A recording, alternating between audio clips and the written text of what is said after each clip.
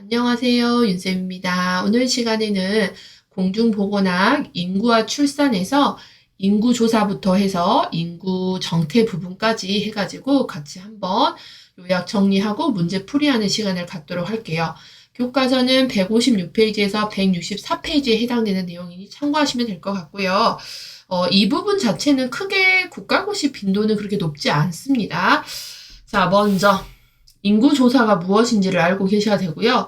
자, 이제 우리나라는 인구총조사라는 것을 실시하고 현재는 이름이 바뀌어서 인구주택총조사라는 이름으로 불려지고 있습니다. 자, 이게 무엇인지를 알고 계셔야 되겠죠? 인구주택총조사라고 하는 거는 그야말로 인구 상황을 총체적으로 파악하기 위해서 인구의 상황을 총체적으로 파악하기 위해서 하는 조사라고 보시면 돼요.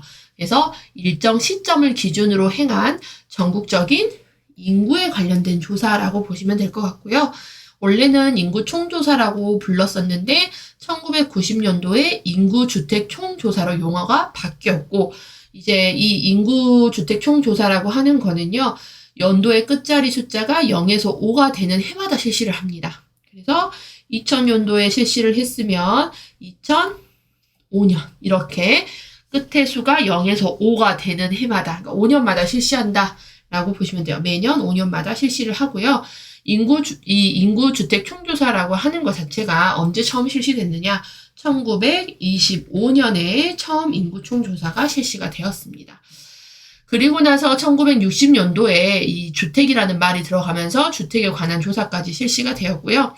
그다음에 초기 인구총조사는 주로 인구의 일반적인 특성을 조사하여 왔으나 점차 조사 범위가 넓어져서 60년대에 접어들어서 인구에 관한 경제, 사회, 문화, 굉장히 다양한 범위에서 특성까지도 파악될 수 있도록 조사 내용이 크게 늘어났다라고 보시면 돼요. 그래서 인구조사는 인구 상황을 총체적으로 파악하기 위해서 하는 조사다라고 보시면 되겠고 우리나라 인구조사는 1925년에 처음 실시가 되었다. 그리고 이 인구조사로 인해서 경제라든지 사회, 문화 등 여러 가지 재반의 특성까지도 파악할 수 있다. 이 정도를 좀 알고 계시면 될 것 같습니다. 자, 그 다음에 이번에 보시면 이 중에서는 이제 시험에서는 인구 동태와 인구 정태가 굉장히 잘 나와요. 그래서 이게 이제 인구 통계의 하나에 들어가요. 인구 통계의 하나가 인구 동태, 인구 정태거든요. 그래서 요 동태와 정태를 잘 알아주셔야 되죠. 시험은 여기서 잘 나옵니다. 근데 크게 뭐 빈도 있게 출제되는 부분은 아니세요.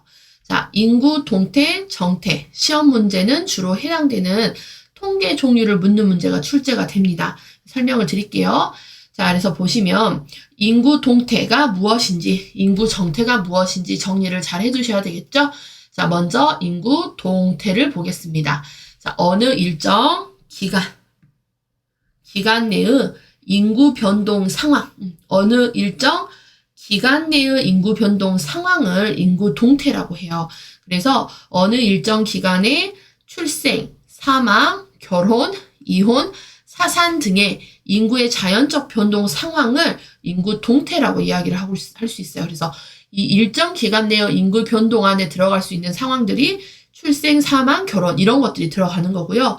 특히 출생과 사망이라는 자연 생물학적 요인과 인구 이동이라는 사회 경제적 요인에 의해서 끊임없이 변화하는 거. 그래서 인구 동태라고 하는 거는요. 사회 경제적인 요인에 의해서 끊임없이 변화하는 것을 인구 동태라고 이야기를 해요. 그리고 인구 동태에 가장 큰 영향을 주는 거는 뭐냐? 인구 동태에 끊임없이 변화한다 했잖아요. 이런 인구가 끊임없이 변화하는 것에 큰 영향을 주는 가장 중요한 요소는 뭐냐? 출생과 사망입니다. 그래서 출생과 사망은 인구 동태에 가장 큰 영향을 주는 요소라고 되어 있어요. 그래서 이걸 기억하셔야 돼요. 자, 동태가 마르는 동태. 그 생선 알죠, 여러분? 생선, 동태, 생선. 이 동태가 마르는 기간. 우린 동태 마르는 기간 이렇게 학생들이랑 외웠거든요. 그래서 이 기간이라는 게 굉장히 키워드가 되기 때문에 기억을 하셔야 돼요. 동태가 마르는 기간. 그래서 동태는 기간에 관련된 거예요. 기간 내의 인구 변동 상황을 나타내는 걸 동태라고 이야기를 하겠고 자, 이 동태에 관련된 통계 종류를 시험에서 물어봅니다. 그러니까 예로 들면 여기 인구 동태에 해당되는 통계 종류로 맞는 것을 고르세요. 결론은 이 통계 종류를 외우셔야 되는데 무작정 외우지 마시고 여러분. 자, 동태가 마르는 기간, 요 기간을 물어보는 동태에 관련된 통계의 종류는요. 끝에 율이 붙습니다. 율. 그래서 끝이 율로 끝나는 것은 인구 동태다. 그래서 동태는 기간에 대한 걸 이야기하고 율로 끝난다. 요거 키워드를 잘 알고 계시면 돼요. 아시겠죠? 그래서 인구 동태는 어느 일정 기간 내의 인구 변동 상황을 나타내는 걸 인구 동태라고 이야기를 하겠고, 인구 동태에 해당되는 통계 종류는 출생률, 사망률, 전출입률, 혼인율, 이혼율, 유아 사망률, 사산율, 주상기 사망률 이렇게 되어 있어요. 그래서 율로 끝나면 우리가 인구 동태를 나타내는 통계의 종류다. 이렇게 기억을 하시면 되겠습니다. 자, 그러면 이제 인구 정태를 볼게요. 여러분, 정태. 자, 정태. 자, 정태는요, 이거는 우리 아까 동태는 기간 내의 인구 변동이었잖아요. 인구 정태는 어느 특정 시점에 있어서의 인구 상태를 이야기를 합니다. 그래서 정태의 키워드는 정태 시점. 사람 이름 같잖아요. 정태의 시점으로 본다. 뭐 이렇게 기억을 하셔도 되겠죠? 그래서 정태 시점. 그래서 정태 시점에 관련된 요 통계의 종류는요. 율로 끝나지 않는 것들. 이렇게 기억하시면 돼요. 위에 아까 동태는 율로 끝났잖아요. 그런데 정태는 율로 끝나지 않은 것들을 찾으시면 돼요. 그래서 통계의 종류 보면 인구의 크기, 인구 구성, 인구 밀도, 인구 분포, 성별 인구 등등등인데 우리가 다 이걸 외울 수는 없어요. 그래서 우리는 요 인구 동태라도 잘 정리를 해놓자고요. 인구 동태. 자, 동태는 시점입니까? 기간입니까? 라고 물어보면 뭐죠? 기간 내의 인구 변동 사항을 이야기를 하겠고, 동태의 통계 종류는 무엇입니까? 라고 하면은 어떻게? 율로 끝나는 거. 이렇게 보시면 되겠죠? 그 다음에 정태는 어떤 거에 인구의 상태를 보는 겁니까? 정태의 시점으로. 율로 끝나지 않는 것. 이렇게 보시면 될 것 같아요. 그래서 결론을 외워주셔야 되는데 얘네들이 두 개가 섞이면 헷갈릴 수도 있어요. 그래서 우리는 선택적으로 인구 동태. 그래서 동태의 키워드 잘 기억하세요, 여러분. 자, 인구 동태는 어느 기간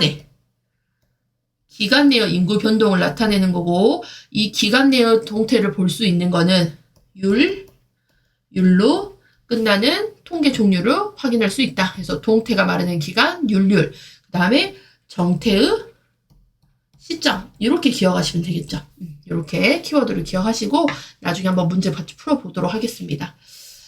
자, 그 다음에 3번에 보시면 인구 통계예요. 그래서 우리가 인구 통계 중에 이제 포함되어 있는 인구 동태와 인구 정태를 본 거고요. 자, 여기 보시면 인구 통계, 자, 생정 통계, 출산 사망, 그 다음에 자연 증가율, 사회 증가율이 있습니다. 그래서 인구의 통계를 낼 수 있는 종류에는 이렇게 여러 가지가 있습니다. 그래서 생정 통계라고 하는 거는 날 생자죠. 자, 생정 통계는 출생, 사망, 혼인 등 인구 통계에 관한 것을 의미한다. 출생, 사망, 혼인 등 인구. 살아있는 사람, 인구 통계에 관한 것을 의미하는 걸 생정 통계라고 보시면 돼요. 생정 통계. 자, 그 다음에 2번에 보시면, 그래서 요 생정 통계는 여러분, 출생, 사망, 혼인, 인구, 요 사람이잖아요. 사람에 관한 통계예요. 사람에 관한 통계. 살아있는 사람, 인구, 이렇게 기억하셔도 되고, 그러니까 요 사람, 인구, 사람에 관련된 통계는 출생, 사망, 혼인, 이렇게 보시면 돼요. 그러니까 예를 들면, 우리 출생하면 동사무소 가서 신고하고, 사망해도 동사무소에서 신고하고, 혼인해도 혼인 신고하잖아요. 동사무소에서 신고하는 항목 생각하시면 돼요. 또는 사람에 관한 통계라고 생각하는 게 생정 통계, 이렇게 보시면 돼요. 그래서 동사무에서 신고하는 항목, 그 다음에 사람에 관한 통계, 이렇게 생각을 하시면 될 것 같고요. 그 다음에 출생, 사망, 인구 통계에 가장 큰 영향을 미치죠. 출생과 사망이. 그래서 인구 동태나 통계에 가장 큰 영향을 미치는 요소. 그래서 키워드, 인구 통계에서 출생과 사망은 통계에서 가장 큰 영향을 미침. 그리고 아까 우리 보셨죠? 인구 동태에서도 출생과 사망은 인구 동태에 가장 큰 영향을 주는 요소. 그러니까 이 동태에 관련된 요소는 출생, 사망, 결혼, 이혼, 사산 굉장히 많은 것들이 있는데 이 중에서도 동태에 가장 많은 영향을 미치는 것은 출생과 사망이죠. 이 출생과 사망에 의해서 끊임없이 인구라는 거는 변화가 변동이 보이는 거잖아요. 그렇기 때문에 출생과 사망은 이런 인구 통계 낼 때 가장 큰 영향을 미치는 요소다. 이렇게 보시면 될 것 같습니다. 자, 그다음에 3번에 보시면 자연 증가율 이렇게 있어요. 자연. 그래서 인구는 증가를 하잖아요. 증가하고 감소를 하는데 특히 여기서 이제 증가율을 물어봤거든요. 인구가 증가하는 거는 두 가지 요소로 나뉘어요. 두 가지로. 그래서 인구가 증가하는 거는 자연적인 요소에 의한 증가와 사회적인 요소에 의한 증가율 두 개로 나뉘는데 자연적인 증가율은 그야말로 출생, 태어나거나 그 다음에 사망 이렇게. 그죠? 자연적으로 낳고 죽어요. 그게 이제 자연 증가율이라고 보시면 되거든요. 그래서 출생 마이너스 사망률 하면은 자연 증가율이 되는 거고 사회 증가율 같은 경우는 전입, 전출 이런 것들로 해서 사회 증가율이라고 할 수가 있다라고 보시면 돼요. 그래서 우리가 인구가 증가한다라는 거는 자연 증가와 사회 증가 두 가지로 볼 수가 있는데 자연적인 요소에 의해서 증가하는 거는 출생률 마이너스 사망률로 우리가 확인을 하는 거고요. 사회적 증가율은 전입률 마이너스 전출률 이런 걸로 본다라고 보시면 되겠습니다. 자, 그 다음에 인구 증가에 따른 문제를 볼게요. 자, 인구 증가에 따른 문제라고 되어 있죠. 1번 자연 증가, 사회 증가. 우리가 아까 방금 했죠. 인구 증가는 두 가지로 볼 수 있어요. 인구가 증가하는 건 두 가지 요소. 자연적인 요소에 의한 거, 사회적인 요소에 의한 거. 그래서 자연적으로 출생하고 사망하면서 우리가 자연 증가. 그래서 출생률 마이너스 사망률 하면 자연 증가율을 구할 수 있는 거죠. 그래서 출생수가 사망수보다 큰 경우. 그래야 출생수가 많아야 우리는 인구가 증가한다고 할 수가 있어요.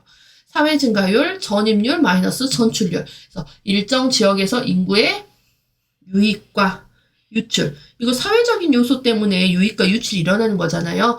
유입과 유출의 차이, 유출이 유입보다 많은 경우에는 유출, 나가는 사람이 많으면 나가는 사람이 들어오는 사람보다 많은 경우는 인구 뭐예요?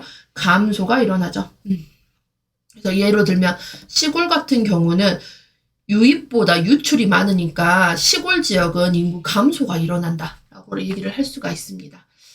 자, 인구 증가에 따른 문제를 한번 보겠습니다. 자, 인구가 증가를 하게 되면 어떤 문제점이 발생할 수 있느냐. 이런 것들이 시험에 나올 법하죠. 이런 것들은 시험에 내기 딱 좋으니까. 자, 인구가 증가해요. 그러면 경제가 발전을 할 수가 없어요. 경제 발전을 저해합니다. 경제 발전이 되지 못하게 방해를 해버린다는 거예요. 왜냐? 인구가 증가하면은요, 돈 벌 수 있는 인구가 너무 줄어들어 버려요. 예. 인구가 증가를 하면은 이거에 비해서 생산 인구가 딸려요. 그러니까 돈벌이 할 수 있는 인구가 딸리고 높은 유소년 인구와 고령 인구 비율. 그러니까 누가 많아지냐? 유소년이라고 하는 거 0에서 14세. 얘네들은 어른들이 먹여 살려야 되는 거잖아요. 유소년. 그 다음에 고령 인구, 노인인데 65세 이상 자체도 일을 할 수가 없는 연령이기 때문에 생산 인구가 먹여 살려야 되는 인구거든요. 그래서 우리가 전 시간에 배웠잖아요. 부양 인구, 유소년 인구와 고령 인구, 노인 인구의 비율이 너무 높아지는 거예요. 그래서 경제 성장을 억제를 해버립니다. 그래서 여기서 이제 말하는 인구 증가라고 하는 거는 이런 유소년, 애들과 나이 든 사람이 너무 많아져 버리니까 이 사람들을 먹여 살려야 되는 생산 인구는 적어져요. 그러니까 경제 성장이 제대로 될 수가 없는 거죠. 생산 인구가 미친 듯이 돈을 벌어서 유소년과 고령 인구 먹여 살리는데 돈을 써버리니까 경제 성장 자체를 할 수가 없는 상황이 된다라고 보시면 되겠고, 인구가 많죠. 그러면 식량 문제도 따르게 됩니다. 인구 증가가 식량 생산량을 능가를 해버리기 때문에 식량 부족의 문제가 발생을 하는 거죠. 자, 그 다음에 환경오염도 심각해요. 자, 각종 폐기물이 대량으로 배출되어서 환경오염이 심각해지고, 특히 이제 보건 문제 및 의료 부담 증가가 이제 또 문제가 되는 거죠. 그래서 불충분한 위생시설과 인구 과잉은 감염병 관리를 어렵게 하고, 의료시설의 수보다 의료 공급을 필요로 하는 사람 수가 증가를 하니까 적절한 의료 혜택을 받지를 못해요. 그러니까 인구가 증가가 되게 되면 감염병이라든지 이런 보건 문제라든지 그다음에 의료 공급의 수요가 굉장히 딸린다라고 보시면 되겠고, 노인 인구의 증가에 따른 부양 문제, 특히 이제 노인이 많이 늘어나 버리면은요 부양의 문제가 발생하는데, 노년 부양비의 증가로 사회적 비용이 증가하죠. 노년 부양비. 노인이라고 하는 65세 이상의 연령치를 우리가 먹여 살리기 위해서 굉장히 생산 인구가 노력을 해야 되는데, 노년 인구 부양비가 증가가 되면 될수록 사회적 비용이 증가하고 생산 연령 인구는 부담이 될 수밖에 없습니다. 경제가 잘 발달할 수가 또 없는 상황이 되겠죠. 그러니까 생산 연령이라고 하는 거는 돈벌이 하는 사람 이야기를 했어요. 그래서 15에서 64세 인구가 미친 듯이 돈을 벌기는 해요. 하지만 노년을 먹여 살려야 되기 때문에 돈이 제대로 이제 사회적으로 굉장히 좀 균형 자체가 깨지는 그런 상황이 된다라고 보시면 되겠고, 또 인구가 증가하게 되면은요 빈곤과 실업의 문제도 같이 발생을 할 수가 있습니다. 일자리가 부족을 해지는 거죠. 노인 인구 증가에 따른 노인 빈곤, 특히 노인이 이제 늘어나는 거예요. 일을 할 수 없는 노인이 증가한다라는 거기 때문에 이 노인의 빈곤이 굉장히 심해질 거고, 그 다음에 일자리도 이제 줄어드는 거죠. 너무 사람들이 많으니까 청년 실업이 증가한다. 그 다음에 청소년의 성 문제, 주택 문제, 사회 정치적 불안, 에너지 고갈 등 여러 가지의 그런 문제가 따른다라고 보시면 되겠고요. 마지막에 이제 인구 관련 학자 제가 이거 써놓긴 했는데, 요거는 문제를 풀면서 같이 여기는 설명을 드릴게요. 자, 그래서 보면은 이제 우리 여기와 관련된 문제를 한번 풀어볼게요. 문제은행 여러분 510페이지, 문제은행 510페이지에 33번 문제부터 같이 보겠습니다.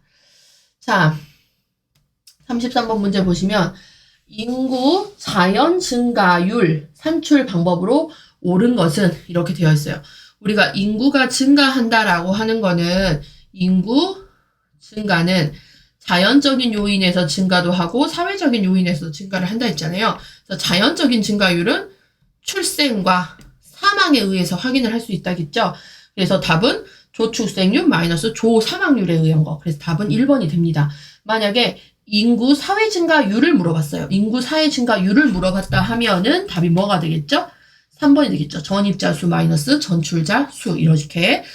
그래서 자연은 그야말로 자연적으로 낳고 죽어서 발생하는 걸 자연 증가율, 사회 증가율은 들어오고 나가서 생기는 거, 사회적으로 유입되고 유출되고, 전입이 유입, 이사 오는 거예요, 우리 지역으로. 그다음에 전출은 유출, 밖으로 나가는 거죠, 이사 나가는 거. 이런 게 이제 사회 증가율이라고 이야기를 할 수가 있는 거죠. 자, 그다음에 34번 볼게요. 우리나라 최초로 인구조사가 실시된 해 몇 년도였죠, 여러분? 1925년. 자, 그 다음에 솔직히 33번, 34번 같은 문제는 국가고시 단골 문제 아닙니다. 그냥 이해 안 가시면 패스하셔도 돼요, 여러분. 자, 중요한 거는 우리가 이제 35번부터 관련된 문제인데, 자, 생전 통계에 대한 설명으로 옳은 거. 자, 생전 통계. 우리가 인구에 관련된 통계를 낼 때 여러 가지 통계가 있는데, 생전 통계라는 게 있었어요. 이 생전 통계라고 하는 거는 뭐죠? 사람에 관한 통계라고 생각하기, 동사무에서 신고하는 항목을 생각하시라겠어요. 그래서 생전 통계에 대한 설명으로 옳은 거예요. 출생, 사망, 혼인 등 인구 통계에 관한 통계이다. 그죠? 사람에 관한 통계, 동사무에서 신고하는 출생, 사망, 혼인, 요거에 관한 통계입니다. 그래서 답은 1번이 되겠어요. 아시겠죠? 그래서 생존 통계 하시면 사람에 관련된 통계, 동사무에서 신고하는 항목, 이렇게 좀 기억을 하시면 되겠고요. 자, 36번. 인구 통계에 대한 설명으로 옳은 것은, 자, 1번. 인구 정태는 일정 기간에 있어서의 인구 상태이다 라고 되어 있거든요. 그래서 우리가 정태와 동태의 키워드 좀 잘 기억하세요 라고 이야기를 했어요. 자, 정태가 바라보는 시점이라 했어요. 그래서 인구 정태는 일정 기간이 아니라 일정 시점에 있어서의 인구 상태. 그쵸? 그러니까 1번 틀렸죠? 자, 2번. 생전 통계는 출생에 관한 통계이다. 생전, 사람에 관한 통계였어요. 생전 통계. 생전 통계는 출생에 관한 통계뿐만 아니라 사망, 혼인 등 인구 통계에 관한 거. 그러니까 요건 너무 단편적으로 출생에 관한 통계다라고만 했기 때문에 틀렸죠. 자, 3번. 인구 동태란, 인구 동태 통계란 출생, 결혼, 사망 등에 관한 통계로 이루어져 있다. 맞죠? 인구 동태. 인구 동태라고 하는 거는 특히 제일 중요한 출생과 사망. 출생 사망. 그다음에 출생하고 사망하고 결혼 이혼 사산 이런 것도 요것도 다 보면은 보건소가 아니라 우리 동사무소에서 가서 신고하는 그런 애들이라 보시면 되겠고 율률로 끝난다 했잖아요. 그래서 인구 동태란 출생, 결혼, 사망 등에 관한 통계로 이루어지더라라고 보시면 되겠습니다. 답은 3번이 됩니다. 우리나라에서 매 10년 간격으로 인구 통계를 위한 전수조사를 한다. 자, 몇 년 동안 하죠? 몇 년 만에? 5년마다. 5년마다. 자, 그 다음에 5번. 인구 정태 통계는, 인구 정태는 혼인율, 이혼율 이렇게 되어 있어요. 우리가 정태의 시점에서는 율률이 아닌 것 이렇게 기억하시라 했죠? 정태의 시점, 율률이 아닌 거예요. 그래서 혼인율, 이혼율 같은 경우로 끝나는 거는 인구 동태에 해당이 된다라고 보시면 되겠습니다. 자, 37번. 인구의 자연적 변동 상황의 통계인 인구 동태에 가장 큰 영향을 주는 요소. 인구 동태. 동태에 가장 큰 영향을 주는 요소는 뭐죠? 출생과 사망이라고 했어요. 출생과 사망. 인구 동태라는 거는 어느 일정 기간 내의 인구 변동 상황을 나타내는 것인데 이 일정 기간 내의 인구 변동 상황은 끊임없이 변화하는 것이라고 했어요. 이 끊임없이 변화하는 것에 가장 큰 영향을 주는 거는 사람이 태어나고 죽는 것. 이게 가장 큰 영향을 준다. 그래서 가장 큰 영향을 주는 요소라고 했죠. 답은 1번 출생과 사망이 되겠습니다. 자, 38번. 두 번째 줄 볼게요. 끊임없이 변화하는 인구 동태 통계의 지표. 자, 동태. 동태는 키워드 기간 기억하시고 율률로 끝나는 거 찾으시면 돼요.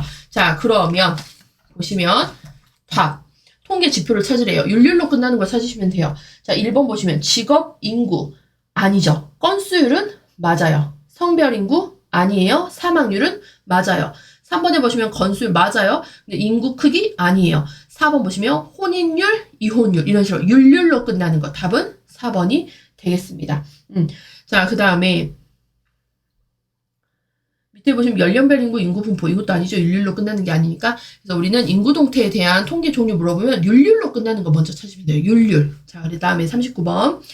어느 특정 시점에 있어서 인구 상태를 가리키는 인구 정태 통계로 오는 거. 정태 시점. 정태의 시점에서는 율률이 아닌 것. 이렇게 보시면 돼요. 그러면 뭐예요? 연령별, 인구, 성별, 인구. 답은 1번이죠. 그래서 2번 보시면 다 율률. 3번에 모성 사망률. 그 다음에 4번에 전출입률. 5번에 발생률, 사산율 이렇게 율률이 들어가 버리면은 얘는 뭐예요? 율률이 들어가면 뭐다? 동태다. 아시겠죠? 동태. 그래서 우리가 정태는 정태의 시점에 율이 아닌 것 이렇게 기억하시고 동태는 기간의 율률로 끝나는 것 이렇게 해서 좀 기억을 하시면 돼요. 그래서 요게 두 개가 간혹 시험에 출제가 되니까 요거 정리 좀 해놓으세요, 여러분. 정리 잘 해주시고. 자, 그 다음에 40번 문제를 보겠습니다. 인구의 증가란 자연 증가와 뭐뭐를 합한 수를 말한다. 에서 빈칸에 알맞은 거. 자, 인구가 증가하라는 거는 자, 우리가 인구가 증가한다고 했잖아요. 인구가 이렇게 증가하는 건 두 가지라 했죠. 증가를 보이는 거는 자연적인 증가와 사회적인 증가로 나뉠 수가 있다라고 했어요. 그래서 답은 3번 사회 증가. 자, 41번. 마지막 줄 보시면 인구 증가와 가장 관련이 있는 요소로 옳은 것은 인구 증가. 자, 1번. 평균 수명의 단축이 아니라 평균 수명이 연장이 되니까 인구가 증가하는 거죠. 자, 2번. 생활 수준의 저하가 아니라 생활 수준이 향상이 됐고 먹고 살만해지니까 인구가 증가하는 거예요. 3번. 의료기술의 발전. 죽어가는 사람도 막 살려내기니까 인구가 증가하죠. 답은 3번이 되겠습니다. 통신 발달 관계없고요. 그다음에 5번. 인공 임신 중절의 확산. 이것도 아니죠. 인구 증가와 관련이 있는 거 아니에요. 자, 42번을 보겠습니다. 인구 증가 및 인구 과잉으로 가장 문제가 되는 걸 찾으셔야 돼요, 여러분. 자, 그래서 1번. 인구가 증가가 되고 인구가 너무 많아져요. 그러면 일자리가 부족해지죠. 그 다음에 노인이 많아진다 했거든요. 특히 인구 증가에서는 노인 수가 많아지니까 노인의 빈곤과 그 실업 증가. 답은 1번이 되겠습니다. 자, 그래서 우리가 특히 인구의 과잉, 인구 증가로 인해서 문제가 되는 거는 경제 발전이 잘 된다, 안 된다? 경제 발전이 안 되고, 그 다음에 식량 문제 같은 거 따르고 환경오염 심각해지고 보건이라든지 의료가 부담이 굉장히 증가해지고요. 특히 노년에 대한 인구가 너무 증가를 하기 때문에 노년 부양비에 그런 문제점이 발생을 하더라라고 보시면 돼요. 그래서 42번에 3번 보시면 노동력의 증가가 아니라 노동력은 줄어들죠. 특히 생산 인구가 줄어든다는 게 문제가 발생을 하는 거고요. 5번에 보시면 보건의료의 질적 증가라고 있는데 보건의료의 부담이 증가하고 보건의료의 질 같은 것들이 떨어질 수가 있어요. 그 다음에 43번 볼게요. 인구의 증가에 따른 문제로 옳은 것은 이렇게 되어 있습니다. 자, 그래서 보시면 답은 5번이죠. 환경오염 심각해지죠? 사람이 많아지면 많아질수록 폐기물, 쓰레기량이 많아지니까 환경오염이 심각해지고 그 다음에 의료시설 수보다 의료 공급을 필요하는 사람 수가 많아지기 때문에 의료에 대한 부담, 보건의 문제 이런 것들이 발생을 합니다. 답은 5번이 되겠습니다. 자, 그 다음에 1번에 보시면 뭐 통신 발달 뭐 해당 없고요. 경제가 발전이라고 했는데 인구가 증가가 돼버리면 경제 발전에 저해, 경제 발전을 방해한다라고 했습니다. 그 다음에 인구가 증가되잖아요. 농촌 집중보다는 도시 집중에 문제가 발생을 하고 식량 문제. 그 다음에 3번 경제 발전이 아니라 경제 발전을 저해시키고 그 다음에 도시 집중. 그 다음에 4번 교통통신 발달. 요거는 관계없죠. 답은 5번이 되겠어요. 자, 44번. 저출산, 저사망으로 인한 인구 고령화 현상이 두드러지게 나타나고 있는 우리나라 인구 현황에 대한 설명으로 오는 거. 현재 우리나라 생각을 하시면 돼요, 여러분. 1번, 노인 인구가 지속적으로 감소한다. 현재 노인 인구 너무 늘어나서 문제죠. 증가죠. 2번, 평균 수명이 지속적으로 감소한다. 평균 수명 계속해서 증가를 하고 있습니다. 자, 3번, 합계 출산율이 지속적으로 증가한다. 출산율 우리나라 정말 지금 너무 감소해서 문제죠. 자, 그 다음에 4번, 노년 부양비가 지속적으로 증가한다. 누가 늘어나니까? 노인이 늘어나기 때문에 노년에 대한 부양비가 지속적으로 증가를 하고 있습니다. 답은 4번. 자, 5번. 남성의 평균 수명이 여성보다 높아진다라고 되어 있는데 여러분 우리가 노인이 많아지잖아요. 노인이 많아져요. 특히 65세 이상 노인이 많아지면 여기서 노인의 성비를 따져봤을 때 남성의 평균 수명이 여성보다 높아진다라고 되어 있는데 노인이 되면은요. 이때는 평균 수명이 여성과 남성이 있으면 남성이 훨씬 일찍 죽어요. 여성이 훨씬 오래 살아요. 그래서 남성의 평균 수명이 여성보다 높아지는 게 아니라 남성의 평균 수명이 훨씬 더 줄고요. 노연 65세 이상의 노인에서는 여성 비율이 훨씬 더 높다라고 보시면 될 것 같아요. 그래서 노인이 되면은 여성 노인의 비율이 훨씬 더 높아요. 아시겠죠? 자, 그다음에 45번 볼게요. 우리나라 인구 변화의 추세로 옳은 것은 1번. 노령화 지수가 올라간다. 그쵸. 우리나라 가면 갈수록 노령화 지수. 그러니까 고령화 사회. 65세 이상의 인구가 많아지다 보니까 점점 노령화 지수가 올라가고 있습니다. 답은 1번이에요. 2번. 여성 1인당 출산율이 높아집니까? 아니죠. 낮아지고 있고요. 저출산 문제죠. 3번. 노인 인구 감소한다. 노인 인구 증가합니다. 4번. 유아 인구가 노인 인구의 증가는 비례한다. 유아 인구는 갈수록 적어지고 노인 인구는 계속해서 증가하고 있죠. 그 다음에 5번. 만혼화 경향이 감소되고 있다라고 되어 있는데 만혼화 이게 뭐냐면요. 만혼주의라고 하면 나이가 꽉 차서 결혼하는 거예요. 나이를 꽉 채워서 그러니까 결혼 늦게 나이를 꽉 채워서 결혼 그러니까 늦게 결혼하는 거 늦게 결혼하는 경향이 우리나라 지금 어떻게 돼요? 감소가 아니라 증가죠. 뭐 골드미스라는 말 많이 나오잖아요. 그래서 오히려 나이를 꽉 채워서 결혼하든지 늦게 결혼하려는 경향이 훨씬 더 심해지고 있는 거죠. 그래서 답은 1번이 되겠습니다. 46번. 우리나라 노인 인구의 특성으로 옳은 것은 이렇게 되어 있어요. 1번. 노인 인구 감소가 아니라 증가. 2번. 급성질환이 증가가 아니라 만성질환이 문제가 되고 있죠. 우리나라. 만성질환. 죽을 때까지 가지고 가는 거. 죽을 때까지 호전과 악화를 반복하는 질환을 만성질환이라 이야기합니다. 3번. 치매 유병률이 증가한다. 맞죠. 노인 인구가 많아질수록 치매 유병률은 증가할 수밖에 없어요. 답은 3번. 4번. 고혈압 유병률이 감소한다. 대표적인 고혈압이 만성질환이죠. 만성질환의 대표적인 게 고혈압이잖아요. 고혈압 유병률은 갈수록 증가를 합니다. 5번 연령이 늘어날수록 일상생활 수행 능력이 증가한다. 이제 문제가 이거죠. 또 연령이 늘어나면 늘어날수록 일상생활 능력이 떨어지니까 도움이 굉장히 많이 필요한 거예요. 자, 그다음 47번 인구 정책에 대한 사항 중 중요성이 가장 적은 것을 고르라고 합니다. 자, 1번 충분한 식량 자원이 확보되어야 한다. 맞죠? 그 다음에 2번 일정한 소득권을 위해 고용의 기회가 제공돼야 돼요. 맞아요. 인구가 늘어나면 늘어날수록 이런 식량, 그 다음에 고용의 기회 이런 것들 굉장히 중요하고요. 3번 도시의 인구 집중 형상을 막기 위해 도시보다 농촌의 발전이 우선이다. 답. 중요성이 가장 적은 거 답은 3번이죠. 그 다음에 4번 만족할 만한 문화생활을 누릴 수 있는 편익을 제공한다. 뭐 이런 거 다 맞는 답이죠. 그래서 다 틀린 답은 여러분 요거 3번이 되겠습니다. 자, 48번. 우리나라가 추진하고 있는 인구정책의 방향으로 옳은 것은 이렇게 되어 있어요. 1번 청년 실업을 해소하기 위해서 정년 연령 축소 정책 이렇게 되어 있는데 그 청년 실업을 해소하기 위해서는 일자리 창출이 굉장히 필요한 거고요. 우리나라 그가 추진하고 있는 거. 그 다음에 정년 연령을 축소하기보다는 지금 나이가 점차 먹어가고 고령화 사회가 되다 보니까 정년 연령 자체를 확대하고 연장하려고 하고 있죠. 우리나라 같은 경우는. 그래서 60세의 정년인 것을 65세로 뭐 연장하자 이런 말도 굉장히 많이 나오고 있어요. 2번 질의 정책에서 양의 정책으로 전환 이렇게 되어 있는데 양보다는 질이고요. 3번 사회적 부담을 감소시키기 위해서 노인 도우미 정책. 노인 도우미 정책이란 말 자체 뭐 책에 언급된 것도 없고요. 사회적 부담을 감소시키기 위해서 노인 도우미가 아니라 노인과 관련된 정책을 이제 어떻게 더 많이 세워보자라는 걸 얘기를 하는 거죠.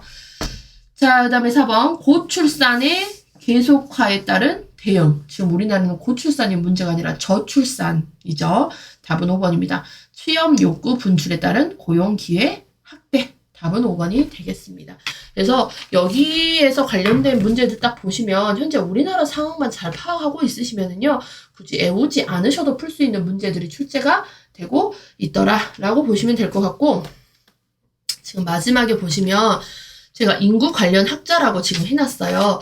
이 부분은 여러분 교과서 152페이지에 그 첫 번째 팁에 보시면 나와 있는 내용이고요. 문제은행 507페이지로 넘어가 보세요. 507페이지에 보시면 우리가 3번부터 5번까지 해당되는 내용의 문제거든요. 그래서 요거 풀면서 같이 설명을 드릴 거고, 하는 김에 그냥 문제은행 507페이지에 1번에서 5번까지 그냥 같이 할게요. 자, 그래서 1번 볼게요. 어떤 특정 시간에 특정하고 일정 시간에 일정 지역에 이런 특정, 일정 거주하고 있는 사람의 집단을 무엇이라 하는가? 특정 시간에 일정 지역에 거주하고 있는 사람의 집단은 인구라고 합니다. 인구. 답은 1번이죠. 자, 2번. 인구에 대한 설명으로 옳은 것은 자, 1번. 인구란 자연 생물학적 요인에 의해서만 끊임없이 변한다. 아까 우리 배우셨잖아요. 인구라고 하는 거는 자연적인 거, 사회적인 거. 그래서 자연적인 것과 사회적인 요인에 의해서 끊임없이 변화를 합니다. 그러니까 자연적인 요인에 의해서만 변화하는 것이 아니라 자연적인 요인, 사회적인 요인에 의해서 변화하더라. 자, 그다음에 2번. 인구 피라미드 유형 중 피라미드형은 출생률이 사망률보다 낮게 되어 감퇴형이다 라고 되어 있는데, 이건 인구 피라미드에 관련된 얘기인데요. 인구 피라미드에서 피라미드형이라고 하는 거는요, 인구가 계속 늘어나는 형태를 이야기를 하는 거거든요. 그래서 출생률보다 사망률이 낮게 되는 감퇴형이 아니라 계속 인구가 피라미드형 이렇게 생겼어요. 이렇게 생겼거든요.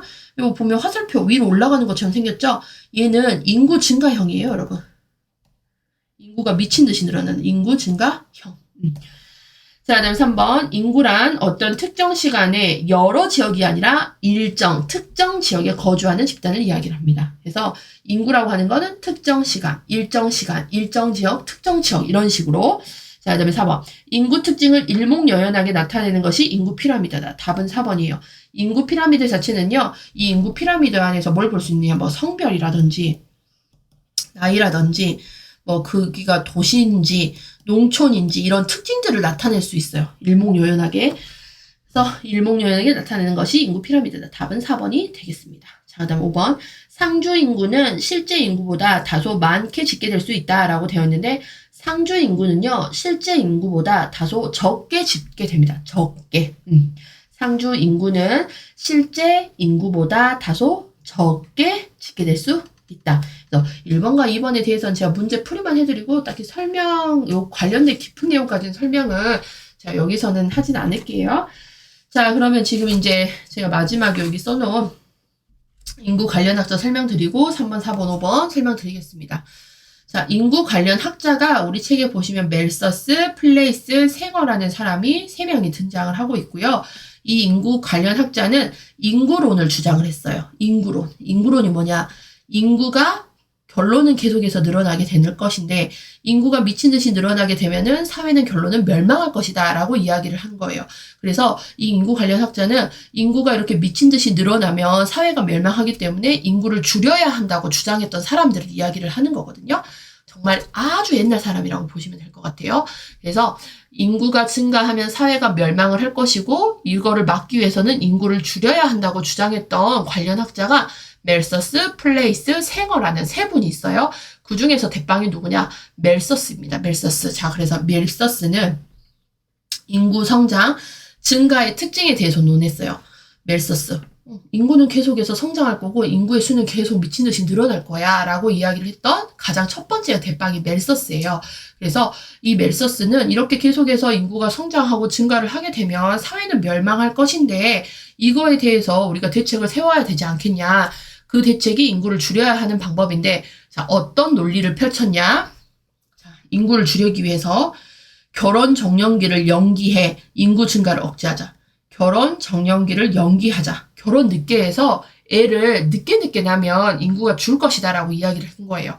그래서 결혼 정년기를 연구해서 인구 증가를 억제하자고 주장했어요. 이걸 뭐라냐? 만혼주의. 만혼. 아까 위에서 말씀드렸죠. 나이를 꽉 채워서 결혼하자는 거예요. 늦게 결혼을 해. 그러면은 늦게 결혼하면 그만큼 아이도 늦게 낳을 거니까 인구가 그만큼 줄여질 것이다 라고 이야기를 했겠고 결혼하기 전까지는 혼전 순결을 또 이야기를 했습니다. 혼전 순결. 결혼 전에 애 갖는 거 안 돼. 그러면 인구는 계속해서 늘어날 것이니까 결혼 전에 애 갖지 말어 라고 이야기를 했어요. 그리고 금욕을 주장을 했죠. 이게 뭐예요? 만혼, 혼전 순결, 금욕 요거를 함으로써 새로운 아이들이 출생을 하지를 못하니까 그 텀 기간 동안 인구가 줄 것이다 라고 이야기를 한 것이죠. 근데 이게 먹히겠습니까? 얼토당토하지도 않는 이야기인데. 그래서 아무튼 멜서스 인구 성장에 대해서 특징을 논했던 뭐 대빵이라고 보시면 되겠고 특히 결혼 정년기를 연기해야 된다. 결혼 정년기를 연기함으로써 우리가 애 낳는 것을 조금 늦춰가지고 인구를 줄여야 한다고 주장했던 사람이 멜서스예요. 그래서 멜서스 하면은 요 키워드가 만혼주의가 흔히 나옵니다. 만혼주의. 만혼주의를 주장했던 사람은 누구입니까? 뭐 금욕을 주장했던 사람은 누구입니까? 이런 식으로 솔직히 말하면 이거는 과거의 국시 문제지 현재 국시 문제에서는 얘네들 잘 등장하지를 않고 있어요. 자, 그다음에 이제 멜서스의 이런 어떤 주장을 동의는 하지만 근데 멜서스가 말했던 이런 주장들에 동의는 하지만 조금 너무 억지스럽지 않습니까? 라고 하면서 등장했던 사람이 플레이스예요. 플레이스. 멜서스 다음에 플레이스라고 보시면 돼요. 그러면서 플레이스가 한 말은 뭐냐면 신멜서스주의. 그러니까 멜서스의 말이 맞기는 해요. 하지만 이 만혼주의, 혼전순결, 금욕을 하자 해서 사람들이 지켜지겠습니까? 그렇지 않아요. 조금 인식을 바꾸셔야 됩니다. 라고 이야기를 했던 게 플레이스거든요. 그래서 플레이스는 신멜서스주의자로 자, 뭐를 하자 했냐? 피임을 하자 했어요. 피임을 통해서 산하를 조절합시다 라고 주장했어요. 그래서 멜서스, 만혼, 혼전순결, 금욕 이렇게 하자 해봤자 사람들이 이런 거 지키지 않아요. 중요한 건 뭐냐? 피임을 해야 됩니다 라고 했던 걸 플레이스라고 해요. 그래서 플레이스는 피임을 통해서 이렇게 산하 조절을 그러니까 아이를 낳는 것들을 조절을 해서 인구를 줄여야 한다고 주장을 했었고요. 그 다음에 이제 나왔던 게 생어거든요. 생어 자체는 산하 제한 진료소를 개설을 했어요. 아예 센터 같은 거를 만든 거죠. 그래서 생어는 산하 제한 진료소를 개설한 사람 이렇게 보시면 되는데 보세요. 멜서스 미음이죠. 만혼주의의 미음을 주장했습니다. 멜서스 만혼주의. 플레이스, P로 시작했죠? P로 끝났어요. 생어는 사나 진료소. 이렇게. 미음, 피읍, 시옷. 이렇게 기억을 하시면 돼요. 아시겠죠? 자, 그러면 3번 문제 볼게요. 인구 성장의 특징에 대해서 논한 사람, 이렇게 되어 있어요. 인구 성장 특징에 대해서 논했어요. 인구 성장 특징에 대해서 논한 대빵 누구예요? 라고 물어보면 멜서스라고 보시면 돼요. 답은 1번이 되겠습니다. 자, 그다음에 4번. 신멜서스주의를 내세운 사람으로서 피임을 하자고 주장했대요. 피읍을 주장했던 피읍 누구예요? 플레이스. 2번. 자, 5번. 미국에서 산하제한진료소를 개설하는 사람. 산하제한진료소. 시읒을 이야기한 사람 누구였어요? 생어. 답은 3번이 되겠습니다. 자, 그래서 오늘은요, 인구와 출산에 관련된 설명 156에서 164페이지까지 제가 요약 정리하고 문제 풀이를 해드렸고요. 솔직히 말하면 이 부분에 대해서는 국가고시 비중은 좀 낮습니다. 국시 비중 자체는 낮아요. 근데 여기서 여러분 꼭 좀 하셔야 돼요 라고 하는 건 인구 동태와 인구 정태, 요거 정도는 좀 기억을 하셔서 인구 정태와 동태에 대한 특징이 있었죠. 인구 동태, 기간에 대한 걸 말을 했고, 인구 동태와 관련된 통계의 종류는 율률로 끝나는 거, 이런 식으로 좀 정리를 해두셔야 돼요. 동태가 마르는 기간, 율률. 정태의 시점으로 봤던 건 율률이 아니다. 요거에 대해서만 좀 잘 가지고 계시면 문제 나왔을 때 충분히 풀이하실 수 있을 것 같고요. 그 다음에 인구 증가에 따른 문제라든지 우리나라 현 상황에 대해서 많이 물어봐요. 그래서 그런 것들만 좀 정리를 해놓으시면 되고, 굳이 인구 증가에 따른 문제라든지 우리나라 현재의 인구의 문제 뭐 이런 것들은 굳이 애우시지 않아도 기본적인 지식만 가지고 있으면 푸실 수 있는 부분이니까 이 부분에 대해서는 크게 비중은 두지 않으셨으면 좋겠고, 인구 동태, 인구 정태 이 정도만 잘 정리를 하시면 될 거다라고 봅니다. 자, 그럼 오늘 수업은 여기까지 해서 종료할게요. 모두 수고하셨습니다.